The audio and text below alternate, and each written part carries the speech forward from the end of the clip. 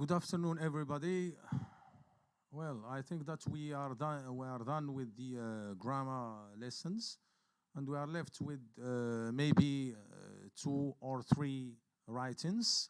I think we are left with for against essay, argumentative essay, and film review. Film review being at stake, meaning it's the writing that we are going to embark on this afternoon. So I think that's, film review is one of the most important writings in the baccalaureate program. Before we start, let's say, going into too much details, we try to start this first activity. So we move on to activity A. You read the film review and you match each paragraph with each corresponding subheadings in the list. Meaning, you try to match and you try to find out in which paragraph the author gives his or her opinion and in which one the author recommends the film, meaning asks people or gives his opinion about, let's say, the film and advise or ask people to watch it.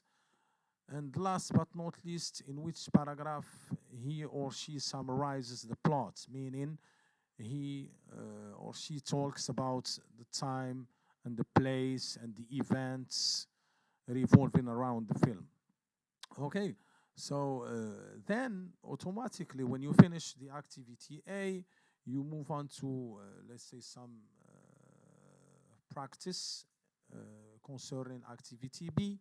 It's about studying the steps how to write a film review. And these steps that you are going to study are based on the paragraph that you have read before, okay? So this activity is a kind of analysis of the paragraphs that you have written before. So if you try to see carefully, you will find that the paragraphs are divided into three, let's say, three categories. Paragraph number 1 is linked to the introduction, and then the body, and the conclusion. Concerning the introduction, you've got an idea about how to write an introduction of a film review. The idea is this.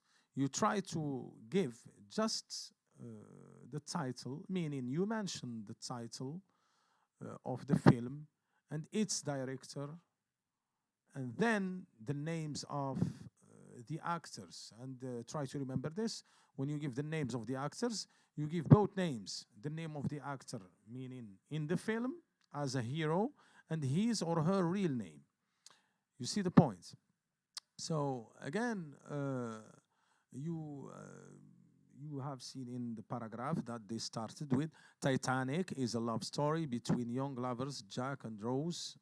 So you start with the title and then you mention the names of the actors. And if you know the name of the director, you can mention this. Then you move on to the body. On the other side, concerning the body, you try to summarize the plot, meaning you give a general idea about the story of the film in few sentences, and you don't go into too much details, as I said before. And then you mention, when you finish the story, when you finish telling the main idea or the major idea of the story about the film, you mention the setting. Setting, meaning you make the reader aware of where the film takes place, in which country. Is it in England, in the US, in Morocco, in Japan, wherever. And then you give idea about the time of the film and then of the story. And you say something about the characters, meaning the actors.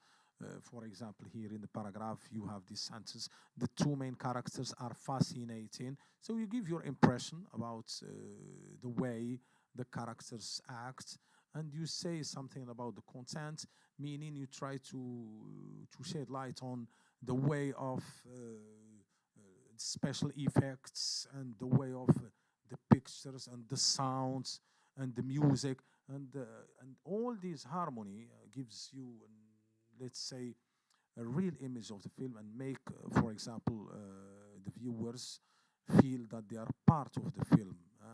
So then, this is concerning the body. And when you move on, you try to end up with, let's say,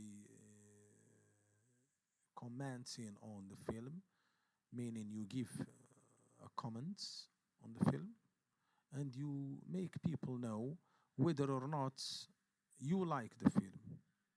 You give your, let's say, your viewpoint here, and then automatically, if you like it, why? If you don't, why? Okay? And then you, for example, you like it because it's really an interesting film, or you don't like it because it's a boring one, for example. And then if you want to recommend the film, meaning you want to ask people, you ask people to watch the film. It's a kind of advice. You advise them to watch it and not to miss such opportunity. Again, when you do this, as we have seen before in the class, we divide our work concerning writing into two parts. We put the ideas first. So here, you put the ideas concerning the introduction. So up to now, you don't start writing. You just select your ideas. The title of the film is this. The names of the actors are these. Body, the summary, so the film is about this and this and this and this and this and this. A conclusion, you talk about this and this. Then when you finish, here you have a content. You move on now to the language, as we have seen before in, let's say, in the class. So first, we have a kind of layout in which we put our ideas, and then we limit ourselves in meaning we are talking about this and nothing else. So here we move on to the language, meaning we try to elaborate, we try to develop our ideas and make them into sentences, and sophisticated sentences, meaning joining the sentences with linking words that we have seen before, and making use of these useful expressions in activity C. So you will find in activity C some of, let's say, some helpful expressions that will help you to use the content that you have put before.